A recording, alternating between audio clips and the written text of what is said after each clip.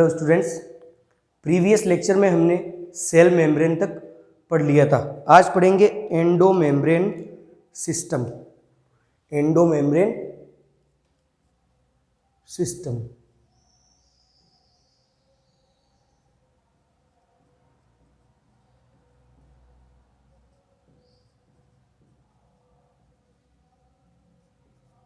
अब endo membrane system का मतलब होता है प्लाज्मा मेम्ब्रेन के अंदर वाला सिस्टम। तो सबसे पहले बनाते हैं प्लाज्मा मेम्ब्रेन, यूकेरियोटिक सेल।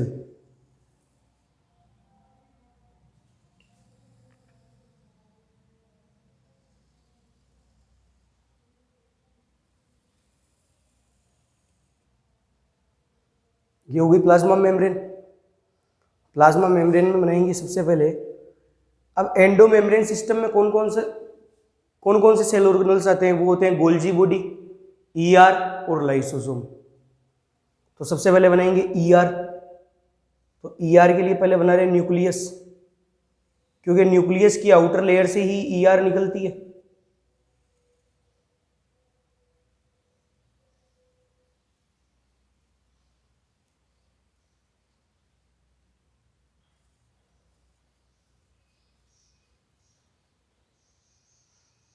ये ईआर।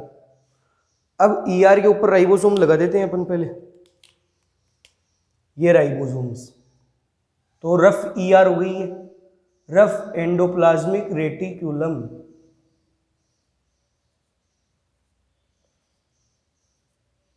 अब इसके दो कंपार्टमेंट्स हुए। ये जो अंदर वाला कंपार्टमेंट है इसको कहते हैं ल्यूमिनल कंपार्टमेंट। Luminal compartment. और जो बाहर वाला जो कंपार्टमेंट है इसको कहेंगे एक्स्ट्रा ल्यूमिनल कंपार्टमेंट। इसको कहेंगे एक्स्ट्रा ल्यूमिनल कंपार्टमेंट। अब जो ये एक्स्ट्रा ल्यूमिनल कंपार्टमेंट होता है ये होता है साइटोप्लाज्म की तरफ। ये किसकी तरफ होता है? साइटोप्लाज्म की तरफ।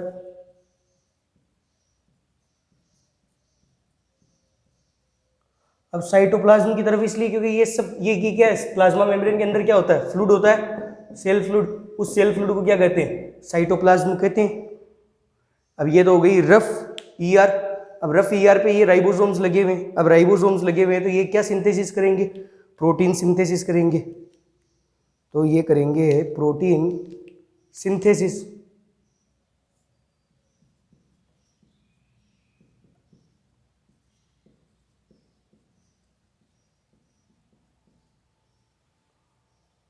अब बना लेते हैं smooth ER.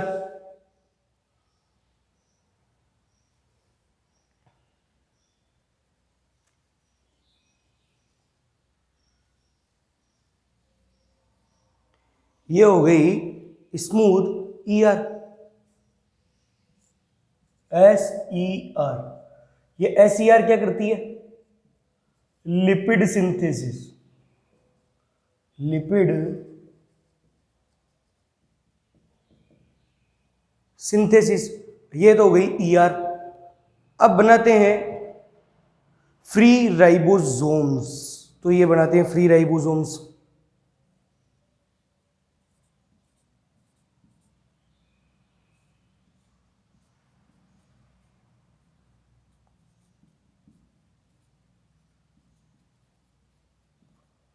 Free ribosomes unit अपने को पता ही है, एटीएस होती है। ये जो होती है नॉन सीक्रेटरी प्रोटीन होती है। जो फ्री राइबोसोम्स प्रोटीन सिंथेसिस करते हैं ये non secretory protein. Non secretory protein का मतलब ये होता है कि सेल से बाहर वो प्रोटीन यूज नहीं होती, सेल के अंदर ही यूज होती है। Non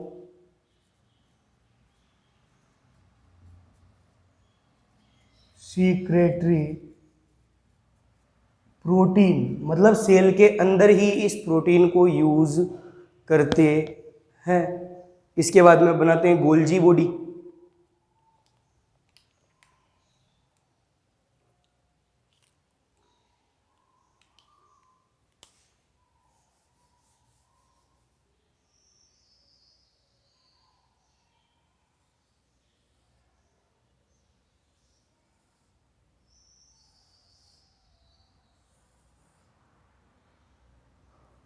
Golgi body. अब गोल्जी बॉडी के अंदर जो सबसे ऊपर दिख रहा है ये तो है ट्रांसफेस, इसको तो कहते हैं ट्रांसफेस, या इसको कहते हैं कॉनकेव,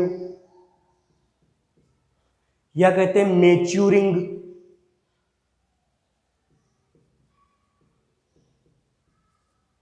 या कहते हैं डिस्टल फेस।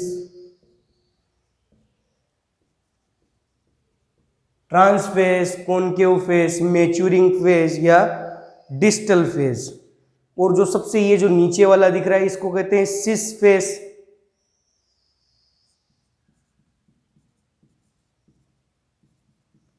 या कॉन्वेक्स, या फॉर्मिंग,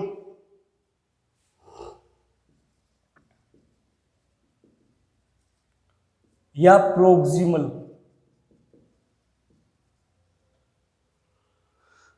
अब इसमें होता है ग्लाइको प्रोटीन और ग्लाइकोलिपिड।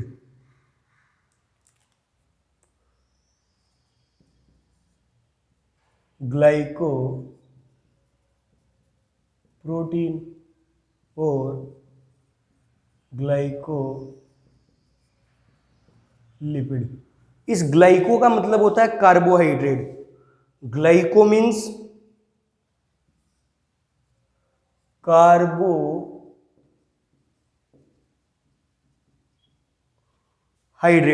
अब ग्लाइकोप्रोटीन को कहते हैं glycosylation. Glyco plus protein, glycoprotein बनता है उसको कहते हैं ग्लाइकोसाइलेशन। ग्लाइकोसाइलेशन। और ग्लाइकोलिपिड इसको कहते हैं ग्लाइकोसिडेशन। ग्लाइकोसिडेशन।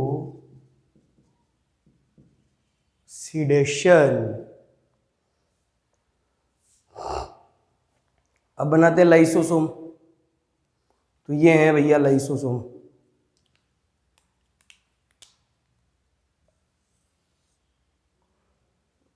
थोड़ी बड़ी बना लेते हैं लाइसोसोम को।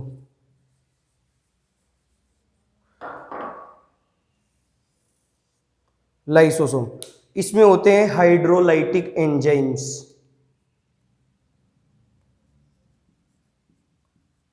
Hydrolytic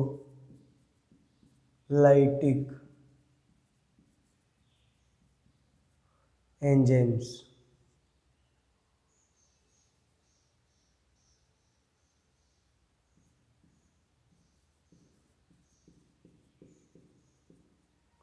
lysosome. और यहां पे होती है गोल्जियन वैक्यूल।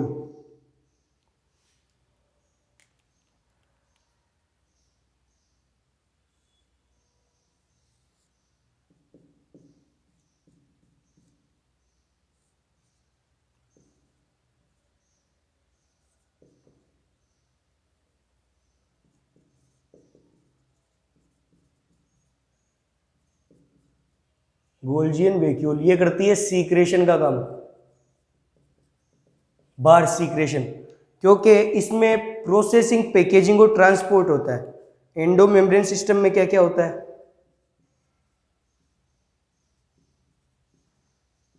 प्रोसेसिंग, फिर इसके बाद में होती है पैकेजिंग, देन ट्रांसपोर्ट।